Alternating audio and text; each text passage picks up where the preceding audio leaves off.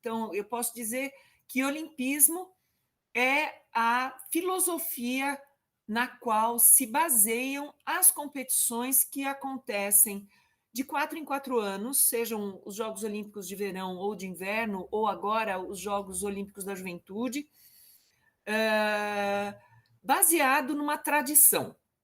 O Programa Esporte e Sociedade é um projeto de extensão da Universidade de São Paulo de Ribeirão Preto financiado pelo PUB, que tem como objetivo formar um canal de análise social sobre esporte e interação com o público interessado nesse tema. A entrevistada de hoje é a professora doutora Kátia Rubio, da Universidade de São Paulo, e o entrevistador é o professor doutor Renato Marques, da Universidade de São Paulo. Olá, pessoal. Meu nome é Renato Marques, sou professor da USP, Universidade de São Paulo, aqui em Ribeirão Preto, na Escola de Educação Física e Esporte Ribeirão Preto, e sou coordenador desse projeto de extensão Sociologia do Esporte ao Público e desse canal Esporte e Sociedade.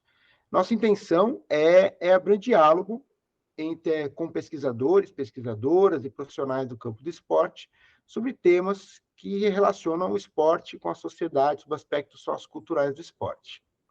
A entrevista de hoje é sobre o olimpismo e valores olímpicos, e a gente convidou para falar desse tema a professora Kátia Rubio. A professora Kátia, ela é professora da Faculdade de Educação aqui da USP, da Universidade de São Paulo.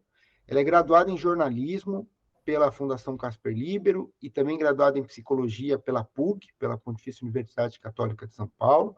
Ela é mestre em educação física e doutora em educação pela USP e foi presidente, e é a presidente fundadora, na verdade, da Associação Brasileira de Psicologia do Esporte, e seus estudos estão voltados especialmente para questões envolvendo psicologia do esporte e estudos olímpicos. Então, professora Kátia, é um prazer te receber, agradeço pela disponibilidade, e, enfim, vai ser muito bom te ouvir hoje sobre esse tema tão relevante. Obrigado. Olá, professor Renato, olá, ouvintes. É muito bom poder participar de um projeto como esse, divulgar os estudos olímpicos, divulgar os estudos sobre os esportes, transcendendo a questão do esporte para além da competição. Acho que entendo que o esporte é um campo de interesse e de investigação bastante amplo, e poder falar sobre isso contribui para o desenvolvimento também de quem pratica e de quem assiste o esporte. Legal, obrigado, professora Kátia, vai ser um prazer a gente conversar hoje. Vamos começar, então. Bom, o que levantou, né, esse tema aqui para essa entrevista é o fato dos Jogos Olímpicos consistirem em um dos principais eventos esportivos do mundo, abrangendo uma pluralidade de manifestações esportivas, uma pluralidade cultural, é um espaço de intercâmbio de pessoas de diferentes localidades. E assim como qualquer fenômeno esportivo, os Jogos Olímpicos também, por conta desse intercâmbio cultural, vai se modificando no decorrer da história, e seus valores, seus princípios, também, embora guardam uma raiz e uma característica muito própria, também vão se transformando, né? Envolvendo dimensões diversas, né? Econômicas, educacionais, filosóficas, esportivas, entre outras. Então, nesse sentido, considerando essa característica multidimensional dos Jogos Olímpicos e a influência e a pertinência, a importância dos Jogos na nossa sociedade, o objetivo dessa nossa entrevista é compreender como que o olimpismo se relaciona com o mundo contemporâneo, se relaciona com o esporte contemporâneo, se relaciona com a nossa sociedade. Frente a esses objetivos, né, esse contexto, minha primeira pergunta, professora Kátia, é o que é o olimpismo e como ele influenciou a criação dos Jogos Olímpicos modernos, enfim, nesse contexto mais conceitual, nesse início. Uhum. Eu entendo que, para nós entendermos o que é o olimpismo, Renato, e o que significam hoje os Jogos Olímpicos, é importante nós situarmos esse fenômeno historicamente, não é? Porque se nós recortamos os Jogos Olímpicos com essa perspectiva de 2023, 2024, nós perdemos a compreensão da complexidade desse fenômeno. Então, eu posso dizer que o olimpismo é a filosofia na qual se baseiam as competições que acontecem de 4 em 4 anos, sejam os Jogos Olímpicos de Verão ou de Inverno, ou agora os Jogos Olímpicos da Juventude, baseado numa tradição. Não é? Então, como é que se dá essa filosofia? Isso acontece ainda no século XIX, quando o esporte passa a compor o currículo das escolas que formavam a aristocracia e a alta burguesia inglesa, e especificamente porque a Inglaterra, porque o movimento ginástico no continente europeu se contrapunha às práticas esportivas que aconteciam na Inglaterra, que não precisavam formar uma força de proteção do seu território, chamada exército, como acontecia no continente. Né? Então, a marinha inglesa fazia essa função de defesa do território, o que faz com que o movimento ginástico na Inglaterra não tenha a força do movimento ginástico europeu, seja na França, seja na Dinamarca, seja na Suécia ou seja na Alemanha. Não é? Então, a diferença entre a educação dos corpos no continente e na ilha vai levar a uma construção de um modelo esportivo inglês que passa a servir de referência para o resto do mundo, considerando a Inglaterra essa potência imperialista, num primeiro momento, um imperialismo colonial territorial, para depois ser o imperialismo econômico, que deixa suas marcas até o contemporâneo. Então, o olimpismo ele nasce desse contexto, curiosamente, por um ideólogo, um utopista, chamado Pierre de Coubertin, que era francês. Né? Então, o que leva um aristocrata francês olhar para a Inglaterra e desejar algo da Inglaterra, considerando a rivalidade que existe histórica entre essas duas nações desde o século XIV e XV. Né? É justamente a estabilidade política que vive a Inglaterra. Não é? Coubertin, quando olhava para a França e via que a França, em 100 anos, passou por 5 modelos de governo, não é? Assim, de império à república, a uma democracia frágil, enfim. Ele olha para a Inglaterra e vê a monarquia estabilizada há 5 séculos. E ele, então, passa a estudar o modelo educacional inglês, e ele vê que esse modelo de escola, que privilegia a formação intelectual e corporal, lhe pareceu ser as bases dessa monarquia que dominava o mundo. Né? Então, ele tem contato com a obra do Thomas Arnold, que é o fundador da escola de rugby, que faz um romance sobre a transformação curricular da escola, implementando as práticas esportivas, mais especificamente o rugby, no currículo desses meninos que passavam 11 meses por ano dentro de muros aonde se praticava não apenas pedagogia, mas também outros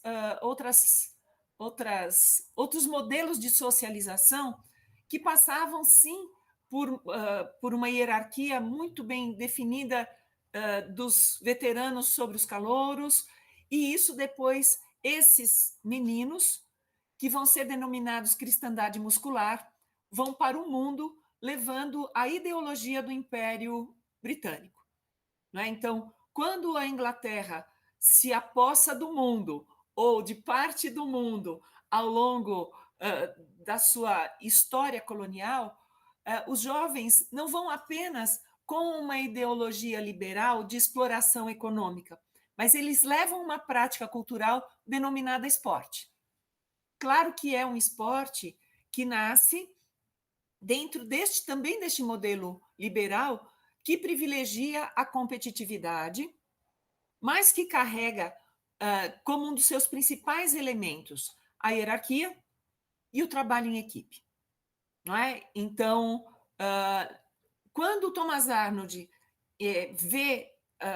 se encontra com este modelo, ele imediatamente incorpora este modelo pedagógico, esse modelo educacional, mas lhe causa um grande incômodo que aquilo seja apenas para as escolas de elite. E aí, então, ele vai aos Estados Unidos, aonde ele conhece o modelo esportivo estadunidense, implementado principalmente pelas associações cristãs de moços, aonde ele vê um esporte para todos muito mais próximo do modelo que ele imaginava de esporte para o mundo do que aquele modelo aristocrático inglês. E é interessante porque, sendo ele um aristocrata, né, e um cara com uma profunda formação acadêmica, ele era historiador, ele era filósofo, ele era pedagogo, ele volta para a França e ele faz um congresso na Sorbonne, onde ele propõe a criação de um evento esportivo global, num momento da história onde essa questão da globalização está posta de forma muito intensa. Então, é quando se tem a criação do Esperanto como uma língua universal, é quando se tem a formação da Cruz Vermelha como essa entidade internacional de cunho assistencialista, é quando se começa a pensar na organização dos Estados nacionais, que depois vão gerar a Liga das Nações e a ONU. Tudo está acontecendo neste momento. E o Pierre de Coubertin entende que o esporte, desculpa, mas tem um felino aqui, que é participante assíduo dos nossos encontros por câmera. Mas é isso. O Coubertin entende que, naquele momento, o esporte poderia ser esta linguagem universal que proporcionaria um diálogo global que todas essas intervenções políticas não eram capazes de proporcionar. Então, ele, nesse congresso, que acontece em 1894, ele propõe a criação do Comitê Olímpico Internacional para organizar os Jogos Olímpicos, que seriam a face pública do olimpismo. Então, as competições que aconteceriam com periodicidade quadrienal seriam a manifestação pública do olimpismo. E começariam a acontecer em Atenas, aonde se tem os Jogos Públicos que aconteciam na antiguidade e que servem, então, de modelo para aquilo que seriam essas competições esportivas do século XIX e avançariam depois pelo século XX. Importante destacar que as práticas atléticas da antiguidade não eram chamadas de esporte. Então, os Jogos Olímpicos da antiguidade não têm qualquer relação com os Jogos Olímpicos da era moderna, exceto o nome, a periodicidade e a força simbólica que tinham no passado, que o Comitê Olímpico Internacional teve uma enorme competência em explorar. Mas não é possível dizer que os Jogos Olímpicos da era moderna são a recriação dos Jogos da Antiguidade, que são um capítulo à parte e que a gente pode falar depois. Legal, Kátia. Nesse sentido, eu gostaria de fazer uma pergunta, que você tratou de uma dimensão aí da história do olimpismo, do início dos Jogos Olímpicos, do Barão de Coubertin, que eu confesso que eu não conhecia, que é esse incômodo dele com uma elitização exclusiva, vamos chamar assim, do esporte nas escolas públicas britânicas, e essa busca, né, que ele teve, o exemplo que você deu dele para os Estados Unidos, enfim, essa busca por outras alternativas para ampliar o alcance e ampliar as possibilidades de prática esportiva por outros grupos, né? E aí eu pensei aqui, falei, poxa, se o Pierre de Coubertin tinha essa preocupação, e chegou a fazer um movimento nesse sentido, especialmente nesse contexto que você bem descreveu, do início dessa perspectiva, né, de globalização, mas no sentido de uma maior interação internacional, né? Mas, por outro lado, os Jogos Olímpicos, quando foram criados, os Jogos Olímpicos modernos, eles eram amadores, né? E isso passa uma simbologia de uma busca por distinção social, por quase que uma exclusividade de uma elite poder praticar e participar dos Jogos. E aí eu fiquei pensando, poxa, será que existe alguma contradição nisso, né? Entre o Pierre de Coubertin querer abrir, querer ampliar essa participação, ao mesmo tempo que cria-se Jogos Olímpicos amadores. Então, minha pergunta é no sentido assim, como é possível explicar essa suposta contradição, que imagino que tenha algum fundamento que levou isso a acontecer, né?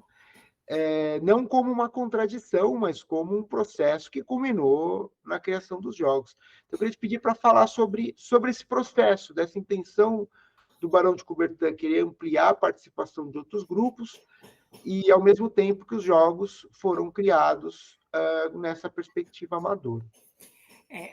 Penso que parte dessa explicação, Renato, se dê pela estrutura da sociedade britânica.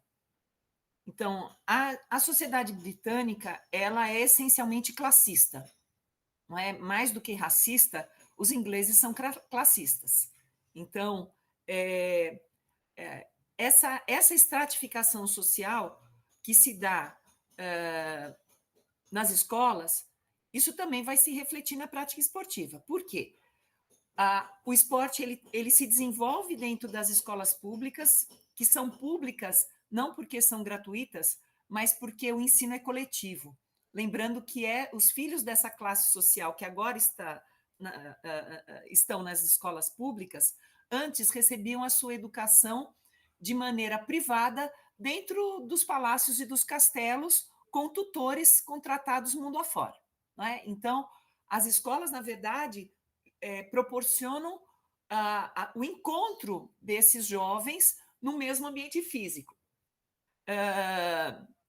Agora, você tem uma massa da classe trabalhadora que não frequenta essas escolas, mas não está alheia ao processo. E aí é que nasce o conceito de amadorismo. Por quê? Essa aristocracia que está nas escolas públicas, essa burguesia que depois vai levar a ideologia liberal inglesa, britânica para o resto do mundo, formada dentro dessas escolas, tem essa concepção do esporte para si mesmo. E aí eu sugiro uma série maravilhosa chamada The English Game, que conta o surgimento do futebol inglês. Não é? Por quê? Aquela juventude e aqueles trabalhadores que não estão nessas escolas também querem a prática esportiva. E eles também participam da construção do fenômeno voltado para essa classe social. Então, aonde estão os filhos da classe trabalhadora? Estudando nas escolas religiosas. Então, as igrejas proporcionam um ambiente de educação para os filhos dos trabalhadores, que também querem o esporte. E como é que as igrejas se beneficiam da prática esportiva? Colocando os matches antes das celebrações dos cultos. Então, ao lado das igrejas, quase sempre havia um campo de futebol, de rugby, de uma pista de atletismo. E a gente vai ver como essa questão religiosa também vai interferir no desempenho esportivo. Basta ver o filme Carruagens de Fogo, não é? Que você tem lá um corredor da equipe britânica que não pode competir naquele dia porque aquele dia é reservado ao Senhor. Então, olha como o esporte ele é esse fenômeno multifacetado, multicultural, que transcende a competição. Então, quando os filhos e a classe trabalhadora começam a se envolver com a prática esportiva, há uma diferenciação do campo amador e profissional. Então, o que é o campo amador? São esses filhos das escolas públicas que usam o discurso do fazer por amor, porque amateur vem de fazer por amor, não é? Daquelas pessoas que transpiram nas suas máquinas para levar o salário para casa e pagar as suas contas. Então, ser profissional não é ganhar para praticar esporte, mas é trabalhar durante a semana e praticar esporte de sábado e domingo. E aí que começa essa disputa entre o campo do amadorismo e do profissionalismo, porque, assim como as igrejas, as fábricas também começam a organizar os seus times. Por quê? Era uma forma de divulgar os seus produtos.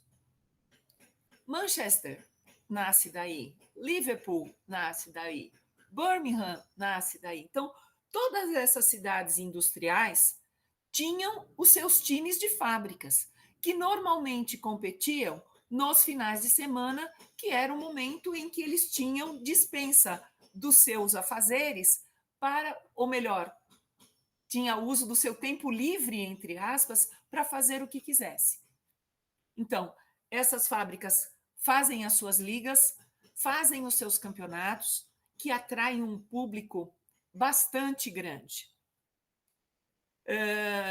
E aí, os times amadores começam também a se preocupar com isso, porque esses times profissionais têm pessoas muito habilidosas. E mais do que isso, as fábricas começam a contratar para funcionários também jogadores habilidosos, unindo o útil ao agradável. Então, você põe o cara para trabalhar na máquina e, ainda por cima, ele é um excelente centroavante, um excelente lateral. Não é? Então, a rivalização de profissionais e amadores, mais do que o fazer por amor, você tem uma questão de classe social colocada aí. Imagine os times das classes operárias ganhando dos times engomadinhos das public schools. Não é? Como é que isso vai chegar no movimento olímpico? Quando o Pierre de Coubertin propõe a criação dos Jogos Olímpicos, e se tem a primeira edição em 1896 em Atenas, na Grécia, veja, imagine um mundo onde não existe avião, onde não existe telefone, onde não existe carro, ônibus, né? Que o transporte coletivo ele é feito de navio e trem. E um cara francês resolve fazer uma competição de âmbito global em Atenas.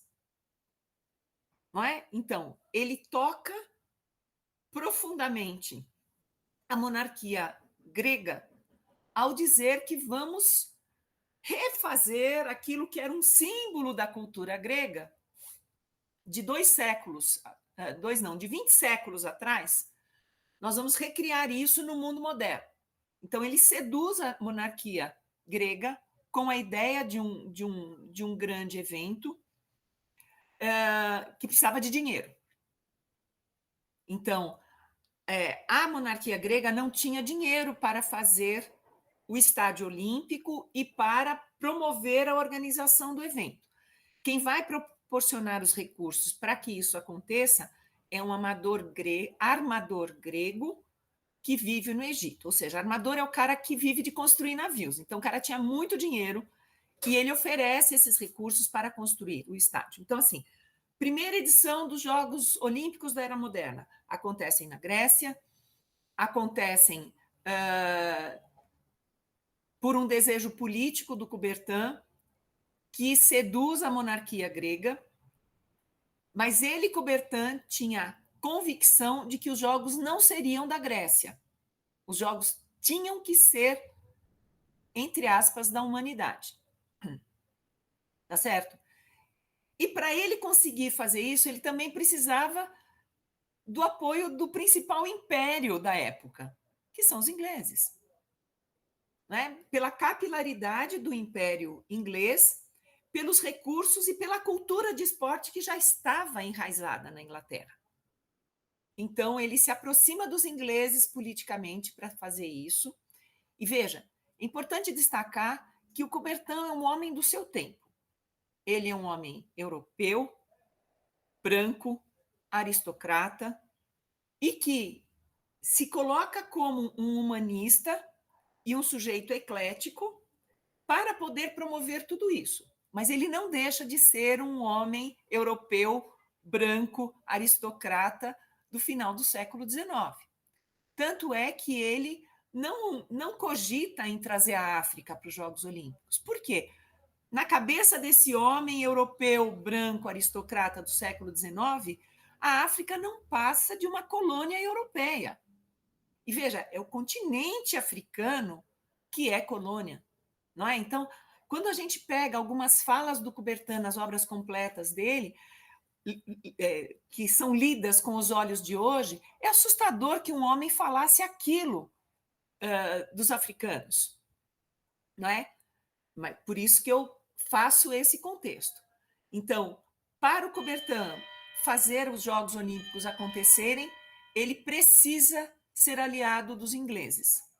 Ingleses que enxergam o esporte classista, enxergam o esporte aristocrático, que separa amadores de profissionais, cujo desdobramento será extremamente radical, que leva o futebol e o tênis a sair do programa olímpico em 1932. Futebol que voltará na edição de 36 e tênis que só voltará para o programa olímpico em 1988. Então, a discussão sobre o que é ser profissional atravessa as décadas de 1910 e 20 de forma muito intensa. Por quê? Há toda uma discussão sobre o que é ser profissional. Então, os ingleses radicalizam dizendo que profissional são todas aquelas pessoas que trabalham para se sustentar. Então, por exemplo, nas ligas, quando há competições internacionais, por exemplo, um jogo de futebol de uma equipe britânica com uma equipe francesa, esses trabalhadores são dispensados da fábrica para ir jogar. E quando eles voltam, a vida segue. Mas os aristocratas vão dizer assim, os dias que eles foram jogar foram pagos ou não? Sim, foram pagos. Então, eles ganharam para jogar. E o dono da fábrica fala, não, isso é um custo meu. É um direito meu pagá-los ou não. Não, mas se você está pagando, eles são profissionais. Então, se eles são profissionais, eles não podem ser atletas. E essa é uma discussão que se arrasta até a década de 1980, mas que deixa marcas profundas na história olímpica. Muito interessante, Kátia, muito interessante. E acho que desfaz também uma ideia dessa dureza do Coubertin em relação ao amadorismo e profissionalismo. Nesse cenário que você descreveu, nos traz uma percepção de que faz parte de uma negociação, vamos chamar assim, no bom sentido, no melhor sentido do termo, uma negociação política para que um evento desse tamanho, com esse significado, com essa dimensão, possa acontecer. Né? Renato, isso faz parte. É né? isso. Os Jogos Olímpicos da Era Moderna, eles nascem como um encontro de um bando de homens excêntricos que não têm o que fazer da vida e que vão se encontrar, sabe, para correr, para jogar bola, para levantar halteres, fazer cabo de guerra, porque isso foi modalidade olímpica, não é? Agora, para ele sustentar esse sonho de se repetir a cada 4 anos e ter cada vez mais participação, ele teve que conceder. Não é? Então, em 1900, os Jogos vão para Paris, que é a terra de Coubertin, e os Jogos são absolutamente incompreendidos, porque os Jogos acontecem dentro da feira mundial, não é? Que era uma marca daquele momento, a forma das pessoas saberem o que estava acontecendo no mundo. Essa feira acontece por 6 meses e os Jogos Olímpicos ficam diluídos dentro da feira por 6 meses. Tanto que, se você pega o cartaz dos Jogos Olímpicos de 1900, você não tem o símbolo olímpico, você não tem aquilo que caracteriza hoje os Jogos Olímpicos. Você bate o olho nos 5 anéis, você sabe que aquilo ali é uma das marcas, é a marca mais poderosa do planeta, não é? Mas o que a gente tem no cartaz dos Jogos Olímpicos de Paris é a competição de esgrima, né? É uma chamada para competição de tênis. Então, isso ainda está muito diluído, não é? É uma ideia que vai se construindo e se fortalecendo com o passar dos anos, a um preço muito elevado para o Coubertin, não é? Porque ele é desprezado na sua terra em 1900, o que o faz buscar a América em 1904, não é? E numa disputa entre Chicago e St. Louis, Chicago leva os jogos e, faltando 6 meses para realizar os jogos, o Coubertin vê que eles não têm a menor chance de fazer, porque está tudo na base. E aí, de novo, ele pega carona numa feira universal que vai acontecer em St. Louis, e os Jogos Olímpicos vão para o Sul. Sul racista, Sul segregador, Sul que usa os Jogos Olímpicos para fazer uma competição chamada Anthropological Days, aonde se promove lutas desqualificadoras da humanidade, não é? Porque coloca lá homens em trajes seminus, buscando provar a potência desse exemplo de homem europeu que o norte-americano também busca ser, não é? O que faz o Coubertin considerar aquilo uma aberração e reconsiderar a possibilidade dos jogos saírem da Europa. Por isso que, em 1908, os jogos voltam não apenas para a Europa, mas para Londres, o berço desse esporte que inspira o Coubertin a organizar os Jogos Olímpicos. Então, e ao fazer isso, ele concede todas as exigências feitas pelos britânicos. Por exemplo, as marcas eram feitas em jardas, enfim, só o tempo é que obedece aos 60 minutos do relógio, não é? O traçado da maratona é alterado, a extensão da maratona é alterada para que os corredores passassem à frente do Palácio de Buckingham, para que a Sua Majestade pudesse assistir à corrida da sacada do seu palácio, não é? Todos os árbitros da competição eram britânicos, porque o Coubertin acreditava que eles eram isentos o suficiente, não é, para promover o juízo das competições, e nunca se teve tanto protesto de resultados como nos Jogos de 1908. Então, veja, à medida que os anos passam, eu acredito que o Coubertin vai perdendo essa inocência de uma utopia, né? Porque eu acho que os jogos, no seu princípio, eram uma grande utopia, que custou muito caro ao Coubertin, não é? Porque ele viu os seus ideais sendo atropelados por desejos concretos de poder. Porque o resultado, a vitória, ela passa a significar mais do que o sucesso na competição. Mas começa essa vitória, ela passa a ser utilizada como manifestação de superioridade de estados nacionais sobre outros. Tanto que, no princípio, a organização olímpica não era feita por estados nacionais como nós temos hoje. A organização olímpica era feita por participação individual. O atleta ia, se inscrevia, sou atleta do Brasil, sou atleta, né? Tanto que a gente tem a participação de um brasileiro em 1900 sem que haja Comitê Olímpico Brasileiro. Mas essas pressões relacionadas com o poder exercido pelos vitoriosos leva à organização por estados nacionais e a essa hierarquização das federações esportivas ao Comitê Olímpico Internacional. É maravilhoso olhar para o movimento olímpico a partir dessa referência para fazer sentido sobre aquilo que acontece hoje, porque senão a gente analisa o movimento olímpico hoje, os Jogos Olímpicos hoje, de uma forma bastante dualista, do ganhar e do perder, e não é isso, né? O movimento olímpico é muito mais complexo do que simplesmente o pódio que identifica os vencedores.